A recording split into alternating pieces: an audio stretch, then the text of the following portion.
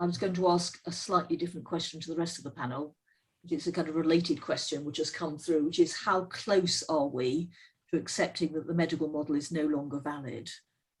And clearly deny. Oh, hi, here's Sanah, fantastic. We're gradually assembling our panel.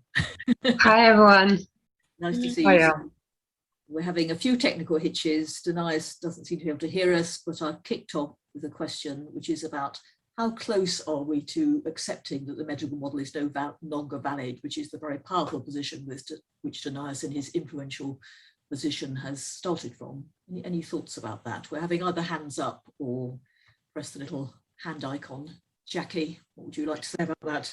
Well, I think most people in attendance here came to that conclusion quite some time ago. The problem is that those are in positions of much greater power than any of us may or may not know that, but they don't want to concede for a number of quite complex reasons, largely economical, I think. I think one of the problems is that, you know, psychiatry is just a gatekeeper that societies have put in place. And largely one of the things it does is uphold a neoliberal system, which we're, you know, globally in the grip of. And I think we've got a way to go, personally. I'll keep it brief, but that's my short but quite pessimistic. It doesn't mean we shouldn't keep trying to change it. I mean, I think you and I and others will keep doing that, and I think it's imperative that we do, but I don't think, I think we've got a way to go until there's kind of mass revolutions around the world, which, you know, how likely is that? It's important to note that it's largely an economic problem, I think. Yeah, I've seen here. People's thoughts. Sorry, Mitzy, you wanted to say something, and Sanah will come to you. Mitzy, yes. I was saying, I see here in Connecticut, where I live in the U.S., the government shut down a peer support agency. Back then, I wasn't aware of the whole political thing that was going on, but the person that was running it, the woman that was running it, was very much dropped the disorder, because the perspective that I learned from her, the way the diagnosis is judging people's experience, and it goes from one to worse, you know, so, and they were able to shut it down because they're the one that's funding these peer recovery support programs. And basically people get in line with promoting the mental illness recovery model, and not really looking at the human experience of what happened to people and the whole societal, you know,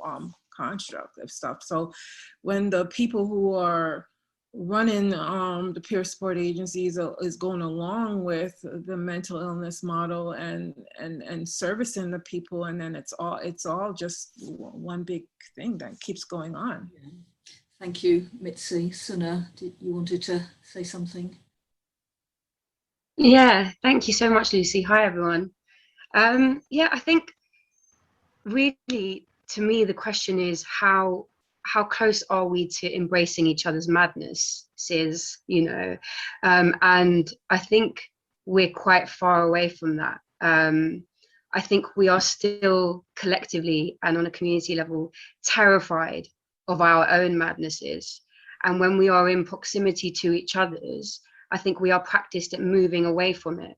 And I think the medical model has served as a tool actually to move away even further from it, because we rely on this language of medicalization to box up each other's emotional worlds, and we're becoming less and less practiced at being able to actually name with specificity and detail about what we're carrying, and also make the links of the pain that we're carrying to the conditions that we're living in. You know, we're becoming less and less practiced at being able to say, I am experiencing all kinds of anguish. It shows up in my body in this way, and I am enduring racism, transphobia, all of, you know, doing this linking that brings us back to looking at the conditions that we're living in.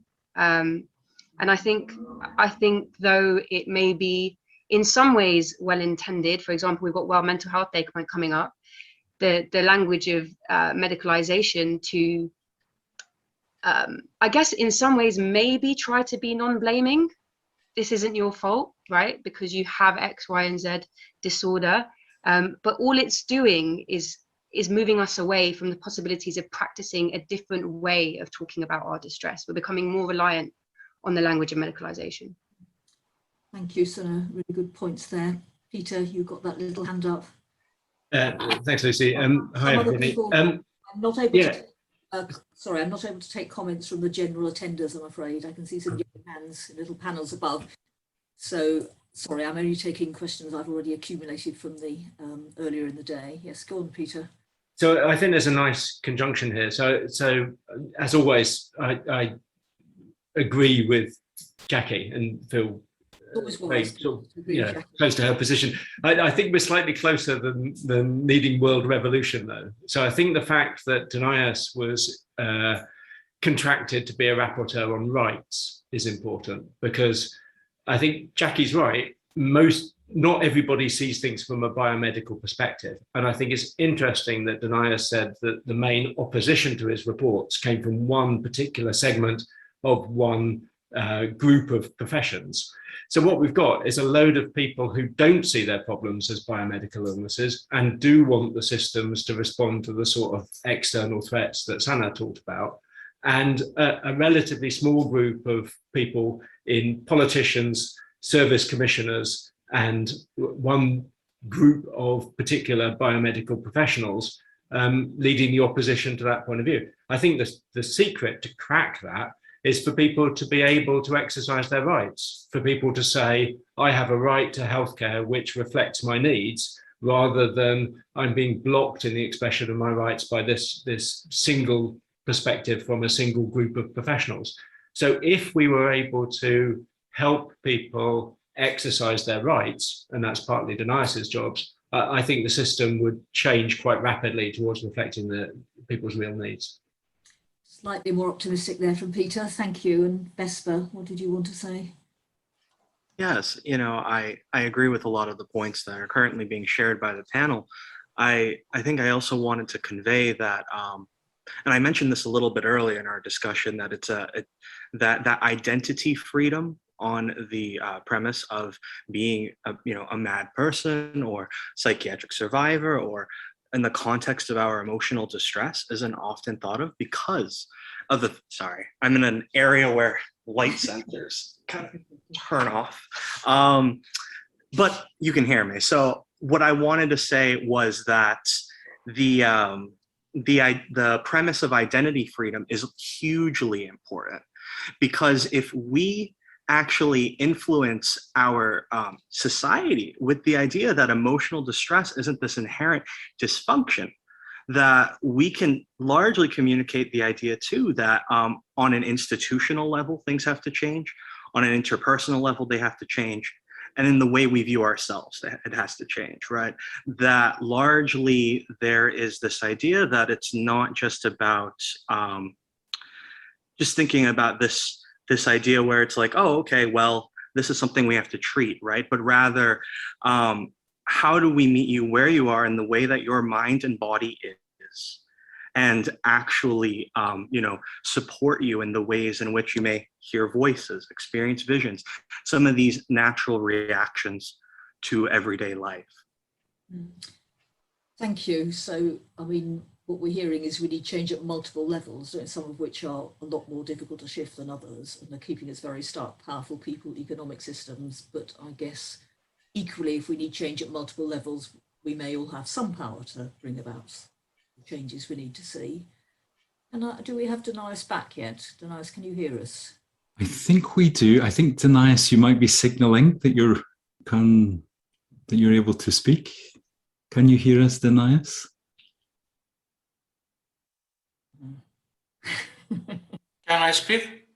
Yes. Can you hear me? Thank you. If I understood, I'm not sure if I had properly the question, but my again experience from all this Geneva, New York, UN system, one insight would be that we should do everything to bring back human rights to agenda, human rights in general. Because what happened, the so-called New York-Geneva gap, as you know, Geneva is responsible more for human rights. So we were going to New York to remind to important people in the UN that human rights are still there. Because there is a lot of pressure to move human rights out of political agenda with all this populistic nationalism, which is some mix, you know, of like populistic nationalists are like to like poor people and so on, but at the same time they do not like freedoms and do not like you know, free people. And it's sad to hear when you hear from important people that peace and security is important, development is important, human rights, you can go back to Geneva and play in the sandbox there. It's not so important. You will hear this in Security Council and so on. And for mental health, again, equally important is all human rights. And economic, social, and civil, political, and starting from early childhood, about, you know, adverse childhood experiences, toxic stress is crucial for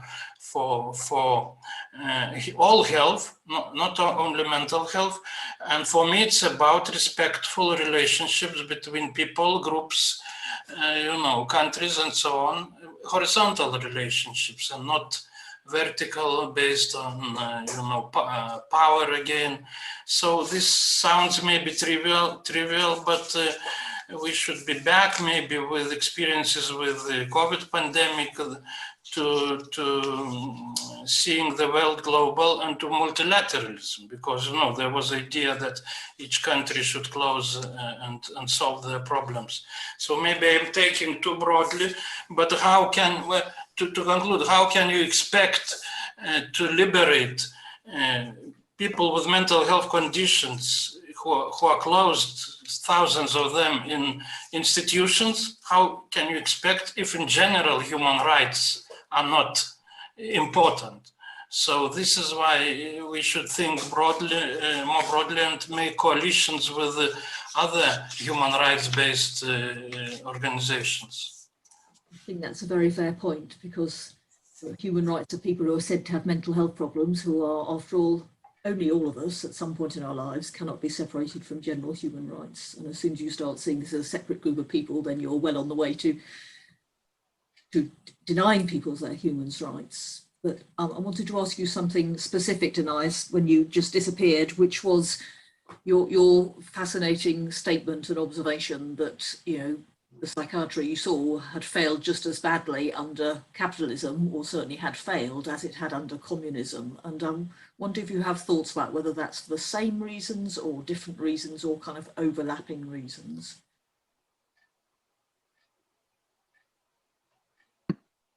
I hope I got through. Did you hear that?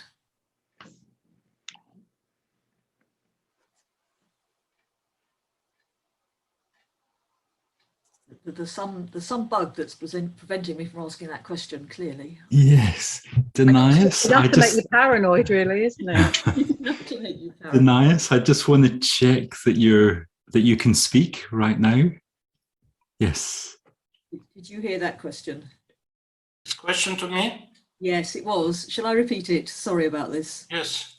I was picking up your observation that you'd found that psychiatry was failing just as badly, or almost as badly, under capitalism as it had under the very narrow biologically orientated communist version. And I wonder if you had any thoughts about whether those failures are the same reasons, different reasons, or overlapping reasons. Oh, no. This during Cold War, that were different reasons. But now it's like these forces are united, because It's as I told in my presentation, it was unexpected for us that people from the free world came, as we understood then, and told now you forget all these psychosocial interventions. We have a miracle of biology. This is understandable because in the West, partly understandable, I don't justify, but because in the West you had excessive use of psychoanalysis, which while Soviet Union did not use this. So this is why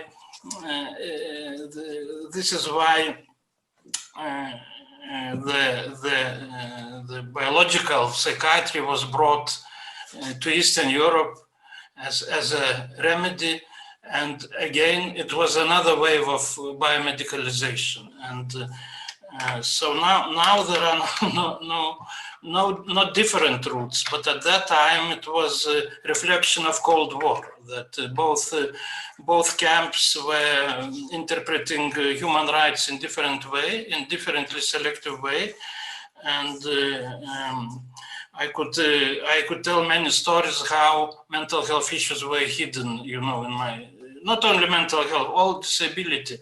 The Paralympics did not take place after Moscow Olympics because Soviet Union told we do not have disabled people. No. So we are a happy country, we do not have disabled people. So it was very cynical system which were hiding all different people in institutions. So, and this is example what happens when civil society is closed and when democracy is banned, so to say. So for me, democracy is crucial. Because and again, one reflection, psychiatry, mental health care and psychiatry needs democratization, because in psychiatry we have hierarchical systems and many stakeholders, many participants suffer from lack of democracy. I was trying to use this argument to my colleagues, not always successfully, telling that psychiatry suffers from having too much power because it's not healthy to pretend omnipotent and to pretend that we know everything. While when I discussed with prominent psychiatrists, they agree that we know very little, you know, but you have to play the game as if psychiatrists know much more than other professionals. And for me, this is a sign of authoritarianism. So I think that democracy is necessary and equality is necessary. So these two things should be combined somehow. Thank you. And democracy is a matter of degree, partly, isn't it? I have to say the UK doesn't feel very democratic at the moment, but anybody want to pick up on any of the thoughts that any of us have just shared and that particularly Dainius has just shared? Sanah, do you want to add to any of those thoughts? Yeah, I mean, I think just Dainius was talking about a system of hierarchy within the profession of psychiatry. And I think that extends really across all mental health professions, where we have the repeated reaffirming of white knowledge as the only knowledge that has any legitimacy, and the repeated, I guess, obscuring and delegitimization of Black, Brown, and Indigenous knowledge that happens through this profession. And I think what we also have, we have to recognize how systems of power operate within, especially within psychiatry, as a tool to oppress racialized communities. And I think the language of disorder and the language of diagnosis particularly has created so much harm for Black communities, especially, where we have a society where an understandable response to racism, whether that be rage or distress, is repeatedly pathologized.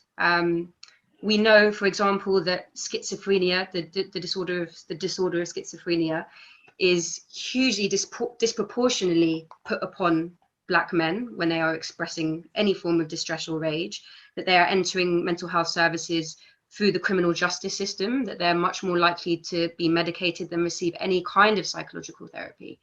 And we have to look at this. Actually, it's incredibly important, and it's very hard to even begin those conversations in a meaningful way when the professions themselves are so predominantly white. You know, clinical psychology is 88% white and predominantly middle class and female.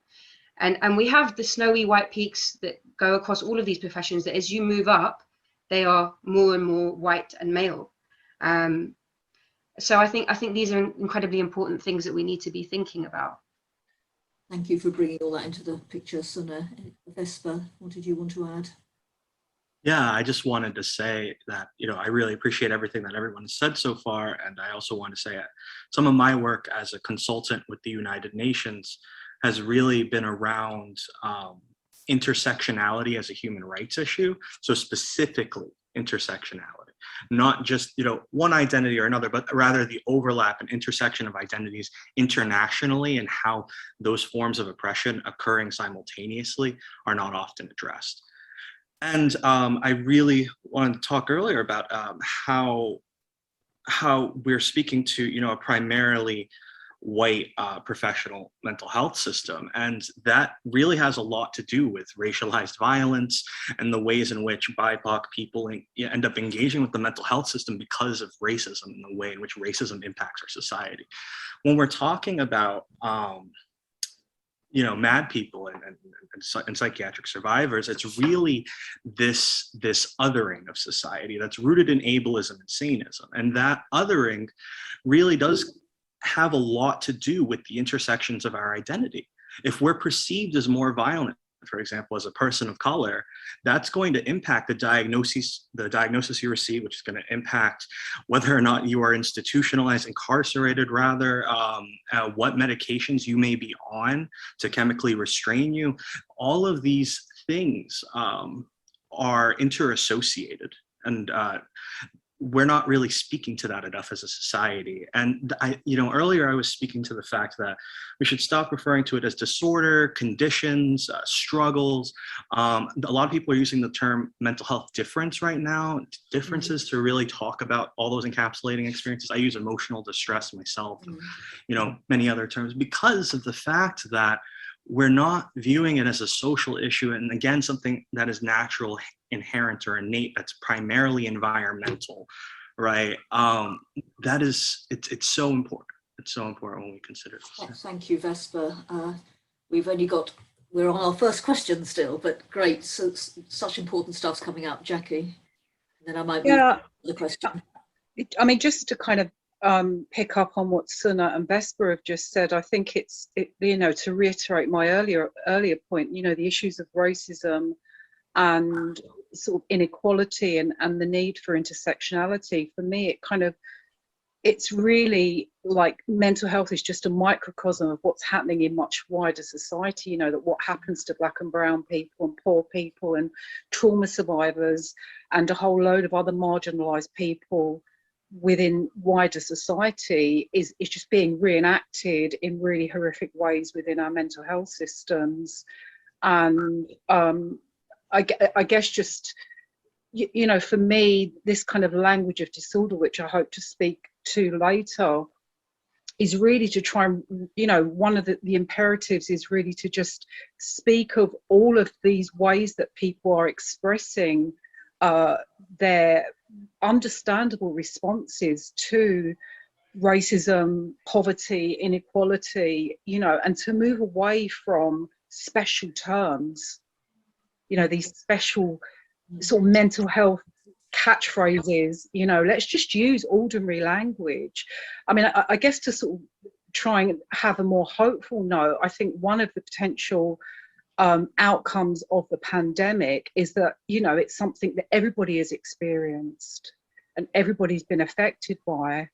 And I think there's a potential opportunity within that we as individuals and as professionals and activists and human beings can speak with each other more openly about what it's been like to both, go through a period of great crisis globally in terms of the pandemic and isolation and you know, that it presents an opportunity for us to kind of speak to people who we wouldn't ordinarily have conversations about mental health. I mean, even the term mental health is so limiting, I think, you know, as Sanah said, you know, it's like so often located in our bodies, you know, distress. But I think potentially for the 600 people that are listening right now, there's an opportunity to start having different conversations with people about what it's been like to live through this global pandemic. Thank you. I'll just take a comment from Mitzy, and then I'm going to try and move on. We've got too much to say, but it's all important. Yes, some of the things I heard, the thoughts that came up for me, you know, about the power, about, I just keep thinking about people just wanted to be seen and heard. I think of my experience of wanting to be seen and heard, and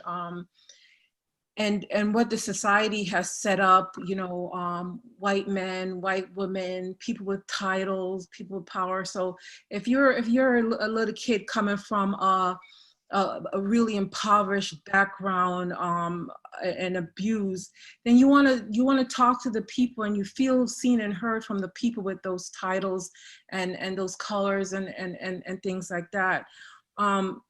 But what I found, it didn't give me what I need inside myself, which is to feel my own power, to take back my own strength that was lost, my dignity, my confidence. And when I see, to be able to think of this as a soul's journey, and I think, I believe Paul talked about this earlier, to be able to get to the place where you're able to see your thoughts and then be able to make choices.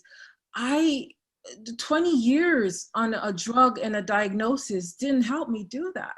And how debilitating, how awful that is. And, you know, and I understand the collective and things like that, and people need support, and I appreciate all the support that I've had in my life, but no one could get into my mind. No one could help me see my thoughts and change my choices and how I react to someone. If someone stepped to me with racism, to be able to see that this is another soul having this human experience. What has happened to them? How did they learn to think like this and thought like that? And seeing how the whole society, and being able to just forgive and let that go and have a new moment with someone.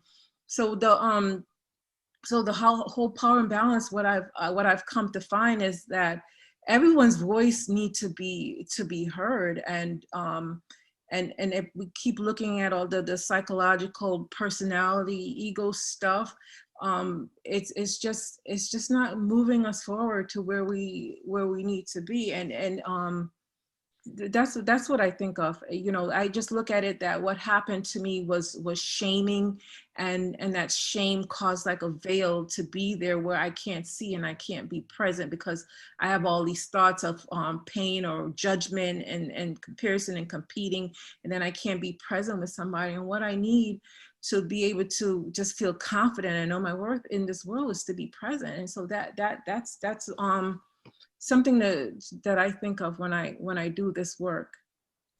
Thank you, Mitzy. I just wanted to pick up a couple of things from the conversation you just had. One is, it's been about power, hasn't it? Power at all, the way that powerful people and hierarchies take away power, and the need to reclaim power. And I just want to remind us of Dainius, your wonderful statement, slogan almost, we need to move from chemical imbalances to power imbalances. That's what we've been talking about, isn't it? That's what we need to tackle. And I'd love to have that. I will say this, I'd love to have that on a t-shirt, from chemical imbalances to power imbalances. And to the language of mental health, I mean, I do agree with those of you who've highlighted that. It's like things we used to call feelings turned into mental health problems, and then you're halfway down the road to a mental health solution instead of a relational or a personal or a healing or a political and social solution. So thank you for your thoughts, and we are actually covering some of the questions kind of as we talk, but I wanted to focus a little bit more on something more kind of one-to-one, because I've had a couple of questions from, this one is actually from a mental health professional, saying that he or she, I'm not quite sure which it is, often tries to offer alternative explanations for what we might call psychosis to people they're working with, their clients, And what the response they get is that this feels kind of uncertain, that it would be hard for that person to then explain to other people what their difficulties was, and that they might feel invalidated by a lack of a diagnosis and validated by having one. So do we have any thoughts about that? I suppose that's a general question about the conversations we might have at a one-to-one level with people, you know, for whom diagnosis does often serve some purposes, some practical and some in terms of validation and identity.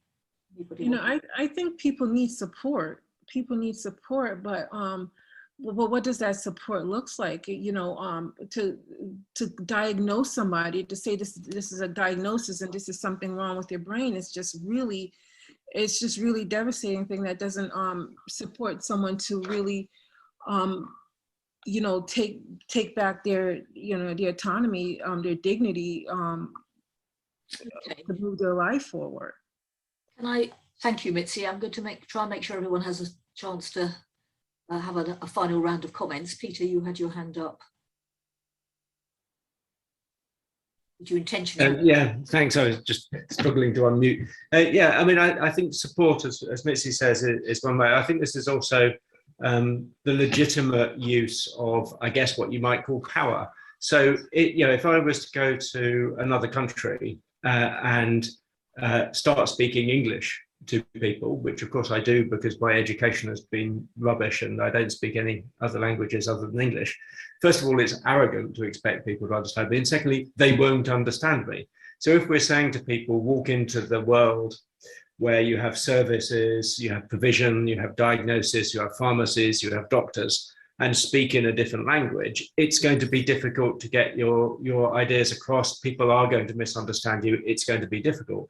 If, however, there's a cadre of people speaking a different language, then it's much easier to get that message across. So if the media are speaking in terms of people are experiencing low mood because it's difficult to see a future with this inept, corrupt and fascistic government that we've got, maybe people will understand us. If people say, if your child is being bullied at school, your child may well be anxious going into school. It's not an illness. It's a very understandable situation. And what you need to do is put pressure on the school to enact a proper and safe anti-bullying policy. Then people will start to understand you. So I think we, in terms of people with a little bit more power, can use that power legitimately, as Mitzy said, to support a novel form of discussion. If all we do is we say, we've got to wait until the system changes, then there won't be a set of ears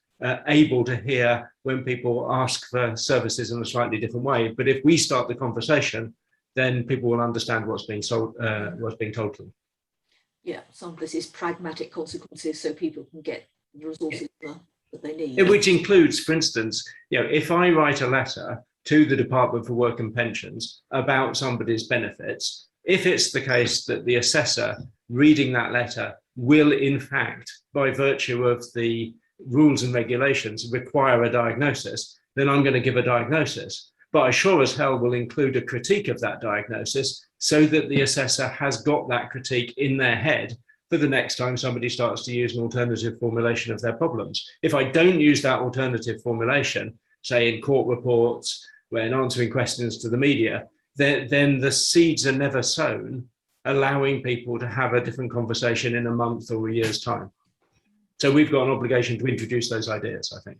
Yeah, and we've had a question about benefits, and we've always said in AD4E and generally, you know, if you need a diagnosis for pragmatic purposes, sure, use one, and any decent mental health professional will be happy to supply one. But do you have to take it on as part of your identity? Do you have to believe it is another question? Sanah, what you wanted to say? No, just thank you, Peter, for making that point. I just wanted to build on it a little bit, just that I think, you know, I'm really interested at the moment in the ideas of practice, and what we practice grows. And at the moment we have a practice of speaking about our suffering through this particular language. We can build the practice of speaking about our suffering in different ways, as Peter gave a few really beautiful examples of how we could do that. I think it's very hard to envision and imagine possibilities of living without witnessing it done. And I think what we can do with our power as named is to start modeling that. I think Mitzy earlier mentioned shame. And for me, I think that's an incredibly radical and brave thing to do. And it lives in all of us in so many different ways, is the ways that we are made to feel and then believe the lie that we are bad or less than, and I think this is especially live for marginalized and racialized people. But I think for all of us, in some ways, we believe we are bad, and that manifests in all kinds of ways and shows up in all kinds of ways. And I would be more interested in talking about how shame operates within us and the ways that we feel bad and less than whether or not you have X, Y, and Z disorder.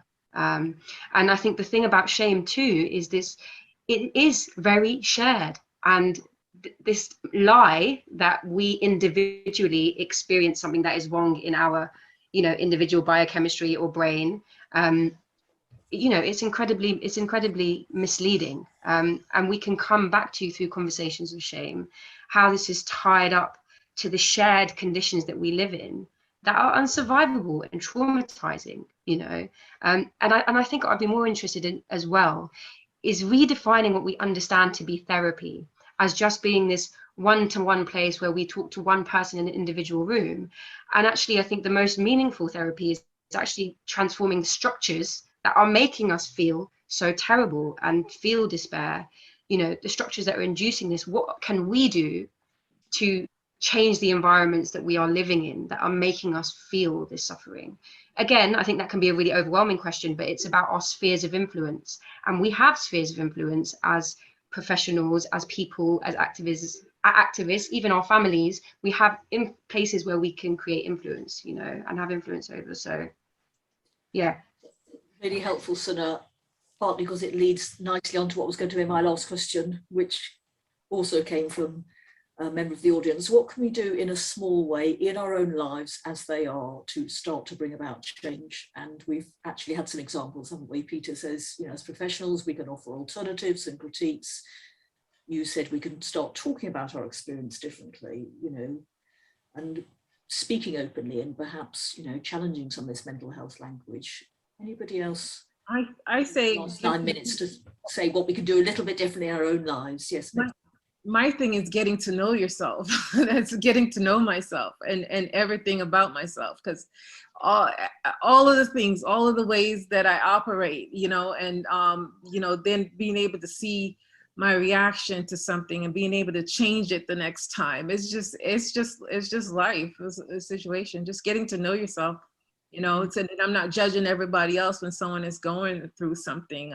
Right now I do a part-time job working at a group home with people that are physically unable to help themselves through either where they were born with brain injuries and all these different ways they have to experience the world. And it's been the most amazing thing for me, because I'm even getting to know myself a little bit better as I support someone, and not to let go judgment, or to somebody ask me a question 1,000 times, but it's not irritating me. How has that happened? How did I get from a place where my kid could even ask me a little question and I'm like, leave me alone, and to get to where somebody could ask me 1,000 questions within a half-hour period of helping them get dressed in the morning, and it's all peace within, so get to know yourself. Because then you could support somebody and not feel shame on them, you let it go. Yeah. With compassion, as Paul Gilbert said. I think Vesper, well, Jacqui and Vesper both were wanting to speak. Do you want Vesper first? Yes, Vesper, what would you want? I just want to say that something that's largely important is the weaponization of information. We're seeing that so much right now. I imagine the UK as well as other parts of the world. In the United States, I see it a lot. And it's the utilization of the weaponization of information that I really think psychiatry and the mental health industrial complex uses as a tool. And I think that something that's really important when we're talking about the valid identity around mental health diagnosis and how someone feels about it first is the tool of information. We have a privilege in having this information that we know about what is inherently corrupt here, about the nature of what we are being told about mental disorders. Many of the people in the public do not. Many of the people in different parts of the world do not. They don't even have access to the information to be able to do so. So I think it's important to think about those populaces, the weaponization of information, and how can we make this information more widely available, which many have been saying on this panel. Thank you, Vesper. Dainius, what did you want to add? Sorry, Jacqui. First, then Jacqui. I mean, just a brief point really in response, speaking to that question of what can we all do, and picking up on the theme of shame. I mean, for me, the antidote of shame is speaking out. You know, it's so liberating to kind of speak out. And I think that's something we can all do in a kind of, you know, being vulnerable and being able to speak openly and honestly about what's going on for us. In my experience, that liberates other people to do the same.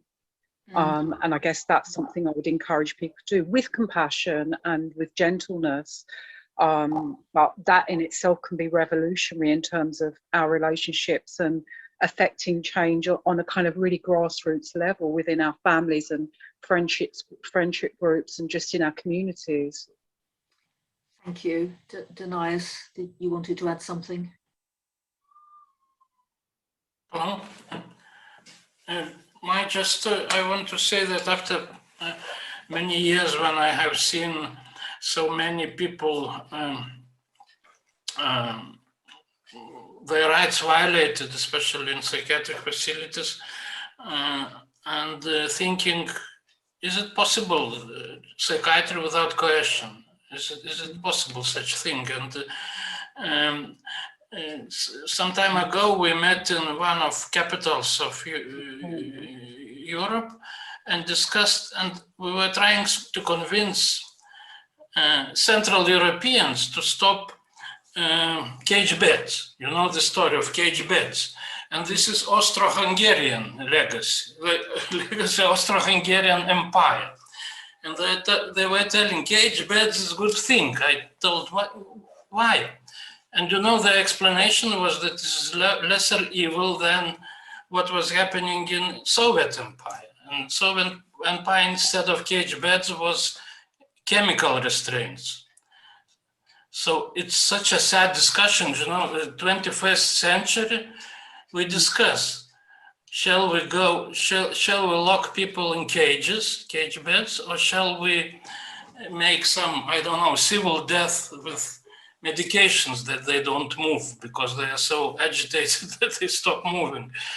And at some time I was desperate that maybe it's forever. Now there are many promising initiatives, as you know, and they are again in this WHO guidance, you know, open dialogue and basal exposure therapy and free medication units, all these very good, and your contribution with the power threat meaning framework, these should be mainstreamed because they are, you know, as if mainstream does not know about them. I mean, they are tolerated, but they are not fully ignored. But so the main idea is how to integrate them and how to progress them either beyond psychiatry or within psychiatry. This is another issue. But there are so many promising initiatives that I think that mental health care should be without violence. How can you expect, when you say